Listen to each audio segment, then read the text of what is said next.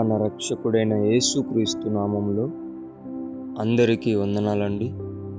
ఈరోజు దేవుని మాటలు కీర్తనలు గ్రంథము 126 అధ్యాయము 5వ వచనము. కన్నీళ్లు విడుచుచు విత్తువారు సంతోషగానముతో పంట కోసెదరు. ప్రేమైన దేవుని బిడ్డలారా, ఎవరైతే దేవుని దగ్గరికి వచ్చి అనేక రాత్రులు అనేక సమయాలలో కన్నీటితో దేవుని దగ్గర ఏ ప్రార్థన చేశారో, కన్నీటితో ఏ విజ్ఞాపన చేశారో, కన్నీటితో ఏ ఉపవాసముని మొర్రపెట్టారో దేవుడు చెప్తూ ఉంటున్నారు. ప్రియమైన దేవుని బిడ్డలారా, సంతోషగానముతో నీవు పంట కోయబోతున్నావు.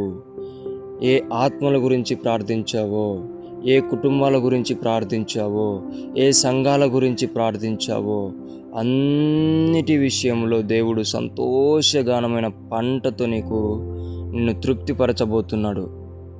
దేవుడు ఈ వాగ్దానాన్ని నీ సొంతం చేయునుగాక. దేవుడి మాటలను దీవించునుగాక.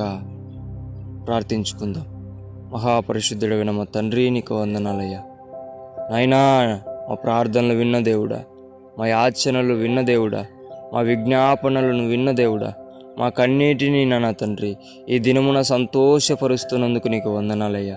ప్రతి ప్రార్థన విని ఆత్మల విషయంలో, సంఘాల విషయంలో, కుటుంబాల విషయంలో నైనా నీవు మా ప్రార్థన విని నా తండ్రి సంతోషగానమైన పంటను కోస్తారని సెలవిచ్చిన ప్రకారం నీ బిడ్డలమైన మమ్మల్ని అందరినీ సంతోషపరిచినందుకు నీకే మహిమ, ఘనత, ప్రభావములు చెల్లిస్తూ యేసు నామమున ప్రార్థిస్తున్నాము తండ్రి. ఆమేన్.